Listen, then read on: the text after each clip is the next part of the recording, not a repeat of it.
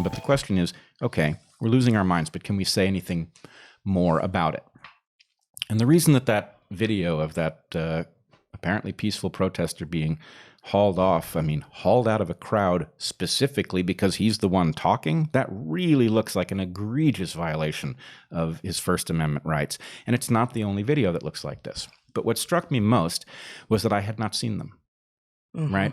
I came to that video because Sam Harris said something on his Twitter feed about what is the meaning of these videos in which apparently peaceful protesters are aggressed by the police. And I thought, I haven't seen those videos. I've seen videos in which the police are very aggressive, but I also know that the protesters are being very aggressive. What's he talking about? Mm-hmm. And so I went looking, and I found videos on Camille Foster's Twitter feed. And I looked at them, and they were exactly as described. And I thought, this is so relevant at this moment that the fact that I am not running into it is telling us something.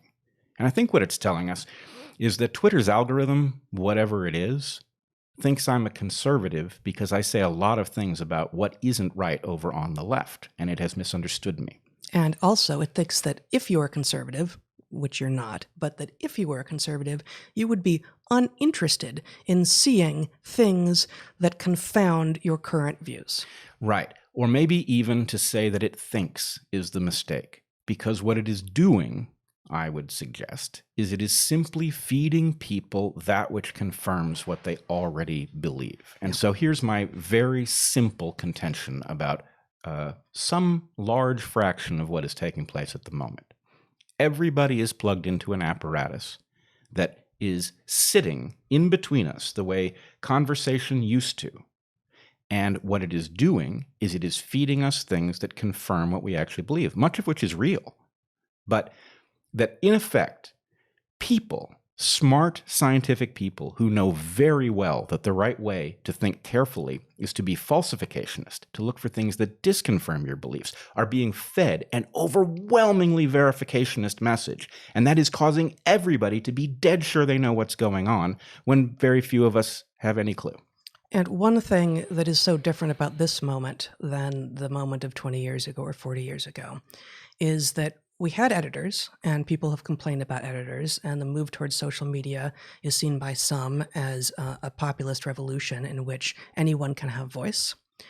But if you want to watch Fox News and also want to watch CNN, you know something about the editorial biases of those networks, and you can choose to watch both, and you know that you are going to get still skewed, still edited, still presumably biased, but versions of the biases and edits of those respective networks. Whereas on Twitter, if you follow a wide variety of people, as you and I do, I follow Camille Foster and Sam Harris, and there's so many other people who, once you found this, I went looking, there are many people who I follow, and I don't follow thousands of people specifically so that I can see what these people are saying. There are many people whom you and I follow who have been posting these videos, and neither of us were seeing them. Mm-hmm. That tells us that this is not the same as being able to go and decide, I'm going to read the New York Times, and I'm going to read the Wall Street Journal, I'm going to watch CNN, and I'm going to watch Fox. It's not the same thing. We have had our choice taken away, but we are being given the appearance that we have more choice than ever. We have the sense that we are correcting for this, but you have no idea how quickly you have to swim upstream to counteract the algorithm. And so this is having an absolutely bewildering effect on us, I think. Mm-hmm. And for me, the iconic instance of this is Dave Chappelle's new video, right? So I have not seen it yet. So it's titled 8:46. 8 minutes and 46 seconds is what Derek Chauvin's knee spent on George Floyd's neck. Mm-hmm. And this piece is not really a comedy piece. And, Chappelle talks about that. And I must say, I know you share my feelings about this, but I think Chappelle is he's a genius, and his genius extends to many different things. He's figured out a way mm-hmm. to be authentic, but to look through the eyes of someone else and allow them to see the authenticity of something that they're predisposed not to see. So anyway, there's no shortage of love and gratitude for what he's delivered. This piece that he's put out, very popular piece, retweeted by Joe Rogan, very enthusiastically, Barry Weiss, I think, who is punishing us for something, I don't know what. But in any case, the Chappelle piece is wrong. And it's wrong completely authentically. And so anyway, in some sense... So you're speaking... Presumably many of the people watching have seen it, or you guys have the luxury of stepping aside and watching it. And I don't at the moment. Yeah. What is wrong about it? I don't, and I'm asking that not because I've seen it and don't see anything wrong, but because I actually don't know what's in it. What's wrong with it is that it doesn't take into account what Sam Harris painstakingly goes through, which is that our intuitions about what is going on have very little to do with what the data suggests is going on. And so the point is, now I want to be very careful that people do not misinterpret what I'm saying. I think there's something very real about this moment and this protest. And one of the things that's driving me crazy is that the message is so wrong, the focus is so wrong, that we do not understand that the tremendous frustration that is boiling over in our streets and frankly threatening the republic and maybe more, that frustration is simply being delivered with a false set of labels. And so we don't even know how to interpret it. So my point to you is that Chappelle looks at the protest and he says, effectively, you're goddamn right, right? Of course people are angry. Of course they're angry. And he talks about some of these cases that we've seen on video that just seem so upsetting, right? But the problem is that those cases are at best anecdotes. And of course, even if those cases are exactly what we think they are, the fact that those cases may not be disproportionate suggests that race may not be playing the role that we think it's playing. Now, does that mean that Black people are not perceiving some sort of substantial obstacle that is blocking progress, that I would argue has stalled progress? No, they are detecting something. And when you see somebody do something egregious on videotape and you feel this force holding you back and you put two and two together and you say, those two things are the same thing, right?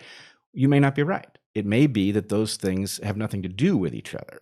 And as I have said before, the visceral anecdote will always be more powerful than the dispassionate statistic. Right. And if we can take a non-racial example, I said in my talk, How the Magic Trick is Done, that a woman who's walking down the street who takes some look that I give her to be full of some kind of meaning that she finds creepy doesn't know whether it was actually a creepy look or am I just awkward and I gave the guy who walked down the street next to her the same weird look, right? You can't tell if all you have is an edit. And so what we have is an inherently biased set. It is much more interesting in some sense when the thing matches some narrative about some very powerful force of racism that is alive and well in the U.S. And you know what? There is a force of racism that is alive and well in the U.S., but it's small, right? Most people are not encountering it every day. The number of, one of the things that Sam reveals is that actually in 2019, the number of police shootings was at an all-time low. The number of killings by police in Los Angeles in 2019 was at an all-time low. And so there's some question about, are we moving in the right direction? Are these things racially biased? These are questions that are addressed by tools that we know. Now, here's the crazy thing. What did we see this last week? Those very tools are under attack. Shut down STEM. Why is Shut Down STEM marching with some cartoonish presentation of the role racism is playing in America? Because if you have the tools, then you can test the claim. So those who are advancing false claims have an interest in shutting down those tools, shutting down any claim that has been demonstrated with them, any doubt that has been established. And so... Well, this emerges in part. I don't have the quote. I will paraphrase it, and hopefully I don't butcher it. But the Audrey Lorde quotation from, I think it will have been the 1970s, in which he says, you can't tear down the master's house with the master's tools, Yep. which is a ridiculous and disempowering message, actually, as so much of the material and the messaging coming across the transom from these movements, these so-called anti-racist movements, are often actually disempowering for exactly the populations whom they are purporting to try to raise up. Right. And to the extent that, so my claim about Chappelle would be that he would present the story as it really is if he could see it. But he is also subject to a world of algorithms that have categorized him some way.